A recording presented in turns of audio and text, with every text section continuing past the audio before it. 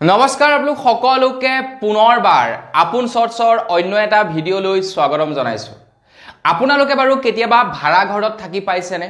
মই সিৰিয়েল ভাড়া ঘৰখনৰ কথা কোৱা নাই আগতে যে ৰং চেনেলত ভাড়া ঘৰখন দিয়ে তো সেই সিৰিয়েল ভাড়া ঘৰখনৰ কথা কোৱা নাই অৰিজিনেলি আপোনালোকে কেতিয়াবা ভাড়া ঘৰত থাকি পাইছেনে বা আপোনালোকে কেতিয়াবা ভাড়াত ৰুম দি পাইছেনে আপোনালোকৰ ঘৰৰ ৰুম বা আপোনালোকৰ দোকান বজাৰ ৰুম আপোনালোকে ভাড়াত কাৰোবাক দি পাইছেনে যদি আপোনালোকে ভাড়া ঘৰত থাকি পাইছে বা আপোনালোকে যদি কাৰোবাক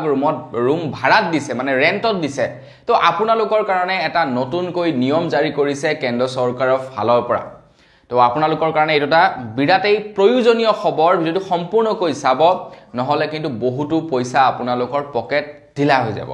বহুত টকা আপোনালোকৰ লোকসান হ'ব পাৰে যদি এই ভিডিঅটো সম্পূৰ্ণকৈ নাচায় তো শেষলৈকে চাই থাকিব ভিডিঅটো তো মই শ্ৰী পাঞ্জাবী গৈ আপোনালোকে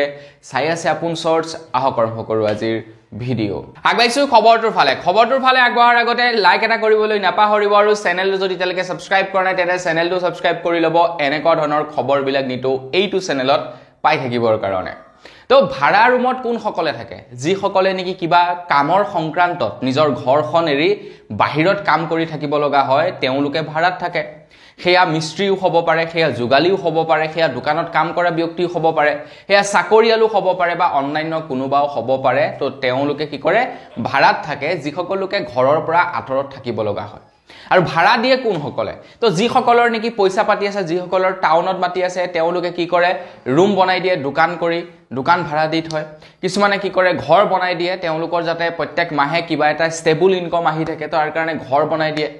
ভাড়াত দি থয় তো তেওঁলোকে ভাড়া দিয়ে এটা কথাটো হৈ গল যে কেন্দ্ৰ চৰকাৰ ফালৰ পৰা ঘোষণা কৰিছে যে এতিয়াৰে পৰা ভাড়া যি সকলে ৰুম দিব আৰু যি সকলে ভাড়াত থাকিব এতিয়াৰ পৰা তেওঁলোকে জিএসটি ভৰিব লাগিব বুলি জনাইছে জিএসটি ভৰিব লাগিব নহলে কিন্তু পেনাল্টি লাগিব বুলি জনাইছে জিএসটি ভৰিব লাগিব আৰু জিএসটি কিমান 18% আপুনি যেনিবা এজন চাকৰিয়াল তো আপুনি যেনিবা প্ৰত্যেক মাহে 5000 টকাৰ এটা ভাড়া ৰুম ললে এবছৰৰ কাৰণে হৈ গল কিমান এবছৰত 60000 টকা 5 বৰং 60 তো আপোনালোকে সেই 60000 টকাৰ ওপৰত 18% ট্যাক্স ভৰিব লাগিব এতিয়া আপোনালোকে নিজে কমেন্ট এটা কৰি জনাওক 18% ট্যাক্স হলে কিমান হ'ব এপ্ৰক্স পাই 20000 মানৰ ওচৰতে হৈ যাবগে চাগে হয় না 18% ট্যাক্স হলে 20000 নহলো মানে 10 পৰা 20ৰ ভিতৰত থাকিব প্ৰায় 18% ট্যাক্স 18% ট্যাক্স আপোনালোকে ভৰিব লাগিব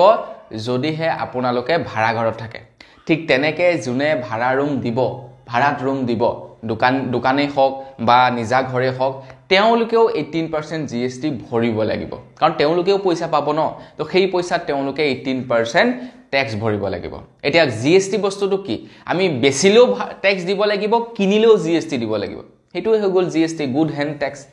এতিয়া কিন্তু এইখিনিতে আপোনালোকৰ কাৰণে এটা সিম্পল টিক্স আছে যেটো টিক্সৰ জৰিয়তে আপোনালোকে 18% জিএসটি টো বচাব পাৰে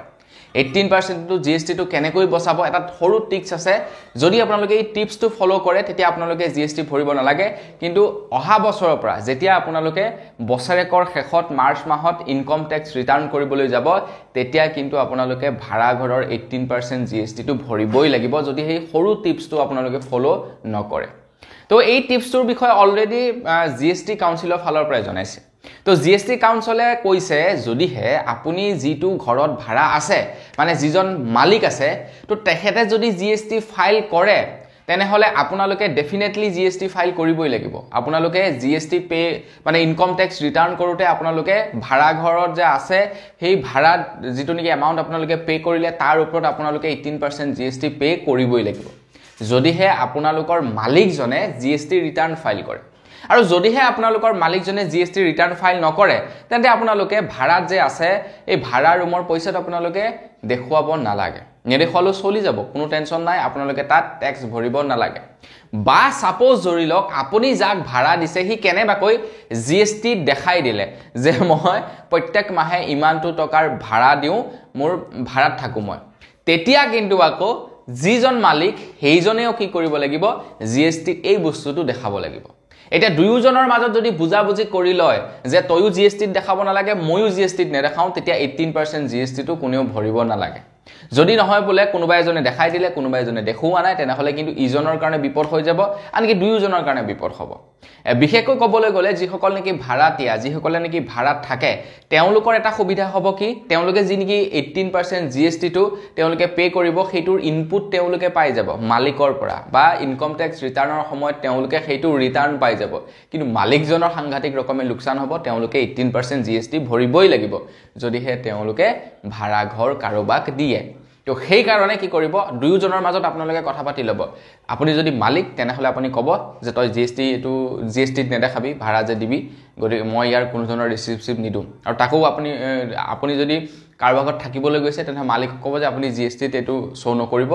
মই এটো শো নকৰো নহলে কিন্তু নেক্সট ইয়াৰৰ পৰা আপোনালোকে যথেষ্ট পৰিমাণৰ পইচা ভৰিব লাগিব তো বন্ধু বান্ধৱীসকল বস আজিৰ ভিডিঅ' জনাবলগীয়া খবৰ ইমান কেইটা আছিলে খবৰটো জানি কেনেকুৱা লাগিলে আপোনালোকৰ কমেন্ট এটা কৰি জনাব যদি ভাল লাগিলে লাইক এটা কৰিব চেনেল যদি সাবস্ক্ৰাইব কৰা নাই সাবস্ক্ৰাইবটো কৰি ল'ব পুনৰ এটা ভিডিঅ' লগ পোৱাৰ আশা কৰিলো বিদায় মাগিছো ধন্যবাদ জয় অসম